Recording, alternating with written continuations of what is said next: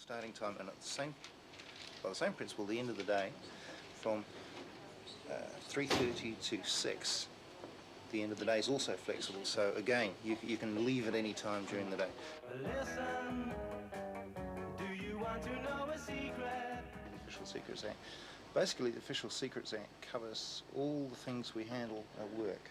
It means that anything you come in contact with in your employment in this department or any other place in the public service is covered in terms of the Act, and you cannot divulge any information about it outside of the public service. Let me whisper in your ear. Official Secrets Act on the back. So, to save a bit of time, if you could sign your name and address on the top before we go off to the office solicitor for signing. Do you promise not to tell? Whoa. Gary, have you read and do you understand this? Yes, I have, and I do. Well, would you sign it there, please? Say the words I love to hear. Now, do you solemnly and sincerely declare that this is your true name, Yes, it is. your usual place of residence, Yes. and your usual signature? Yes. And that you have read and understand this, the contents of your declaration? Yes, I have. Good.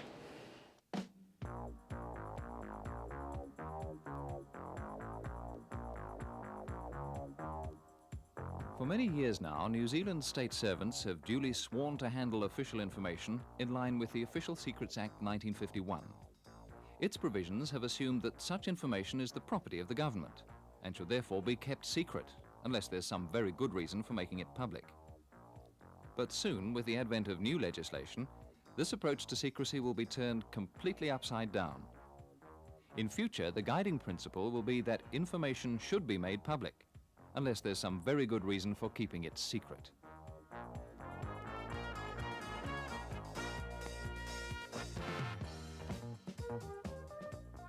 This turnaround comes in the form of the Official Information Act. Its passage is the result of a number of factors. For a start, there's participation. A growing number of people feel there's more to democracy than that 3-yearly walk to the polling booth to cross out names on a ballot paper. They want a say in the actual process of government, not just the choosing of it. To do this in an informed way, they need greater access to information the government itself uses when making decisions. Also, there's technology. Government departments have always had an insatiable appetite for information, an appetite that's grown with the introduction of computers. The vast storage and easy retrieval that's possible with modern EDP systems worries many people. What details do departments hold about individuals? Are those details accurate? Just how are they used? People's fear about so-called Big Brother government indicates a need for answers to questions like these. Another factor is the relevance of the 1951 Secrets Act, which is repealed by the new legislation. It was based on a Secrecy Act passed by the British Parliament in 1911. Not surprisingly, a law conceived in Edwardian England isn't entirely relevant to New Zealand in the 1980s. And finally, there's been a growing demand for New Zealand to follow the United States, Canada, Australia, and several Scandinavian countries who've already passed similar legislation. This then is the background to the new Act. But what does it actually say? And how does it affect you, both as a state servant and a citizen?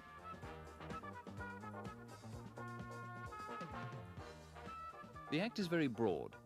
It tries to avoid narrow technical definitions. It sees official information as any item of knowledge held by a department, a minister, or certain other agencies listed in the Act.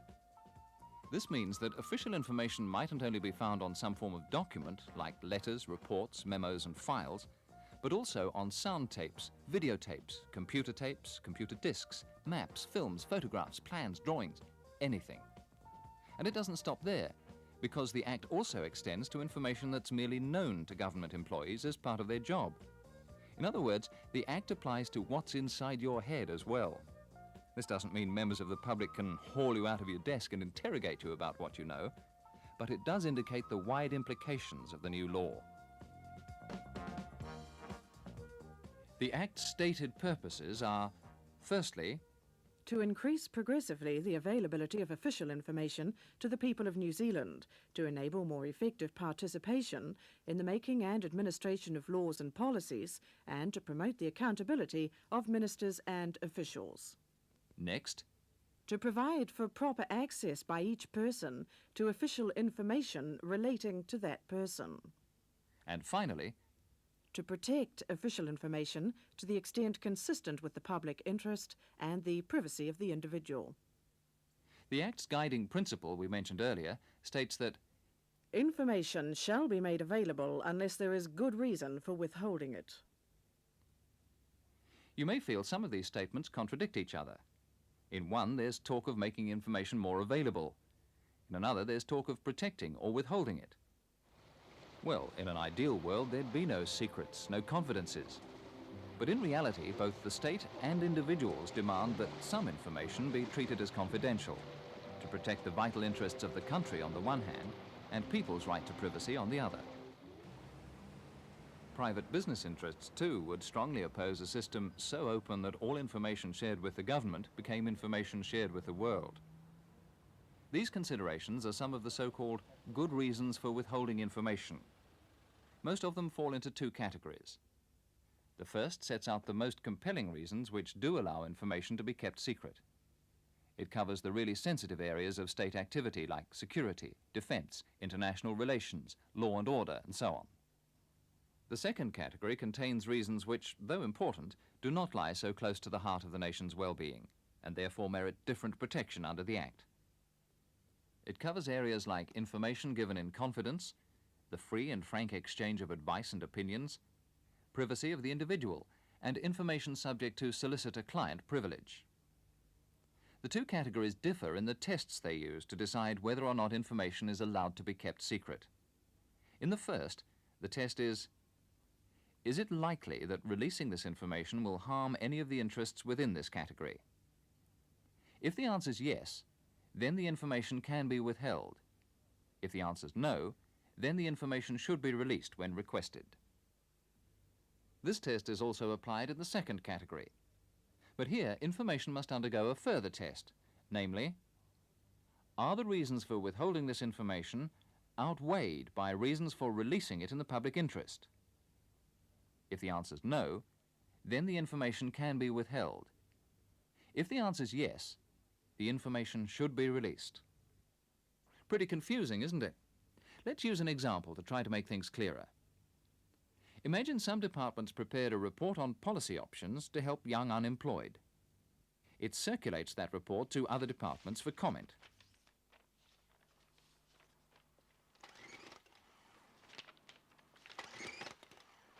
Somehow, a national youth organisation finds out about it and asks for a copy.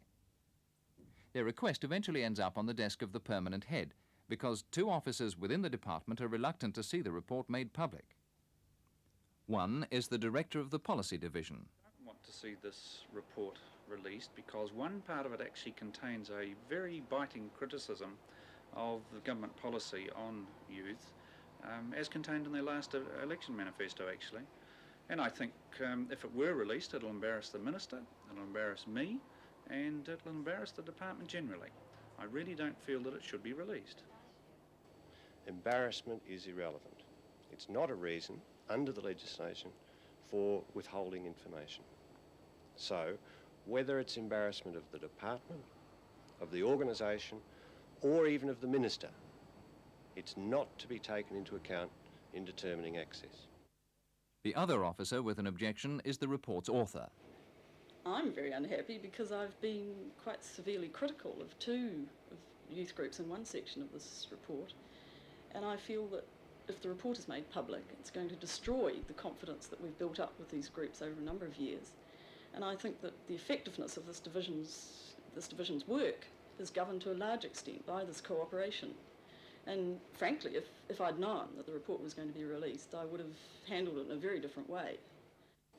Well, in this case, what we're saying is that we need good relationships in the future, good working relationships, in order to conduct our business effectively. And in those circumstances, the Act provides for protection of opinions freely and frankly exchanged between officers. However, while that is a good reason for withholding, it has to be balanced against any overriding considerations of the public interest. So that if there is very good reason why the public should see the report, then that must override our concerns about working relationships.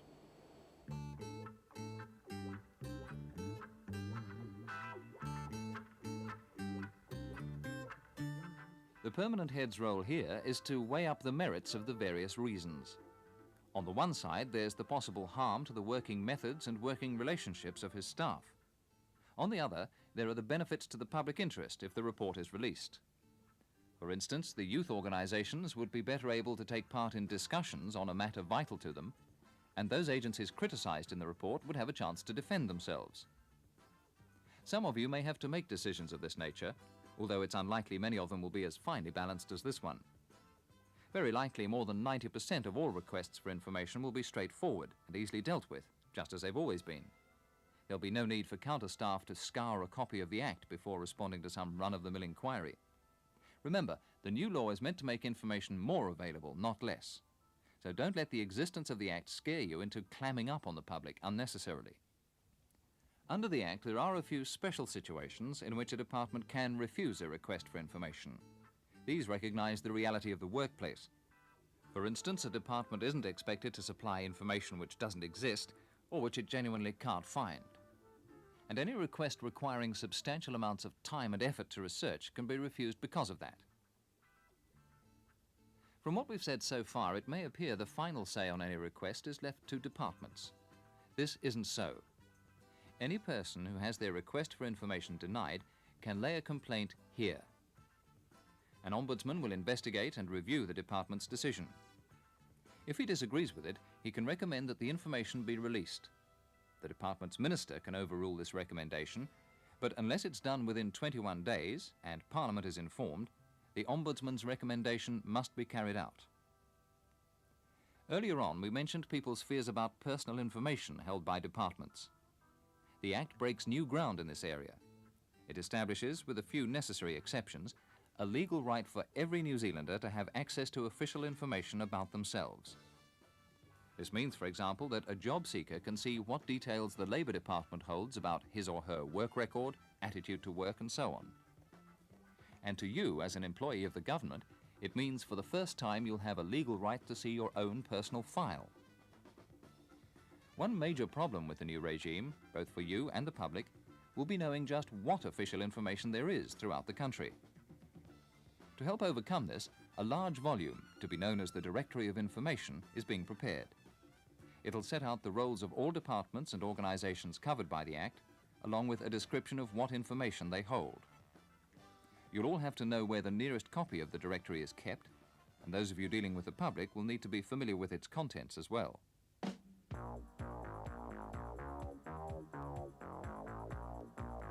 This, then, is the Official Information Act. In this programme, we've only been able to give an outline of what it'll do. As a state servant, you'll need to find out more about its provisions and what'll be expected of you. There'll be special training for those whose jobs will be most affected. It may be in the form of workshops on handling finely balanced requests, like the youth report one we looked at earlier. Or it may be practice in dealing with initial inquiries from people wanting information. At this stage, it's not clear how many requests we'll get, or what kind they'll be. But one thing is certain, training will be available for all of you during the next few months, no matter what job you do.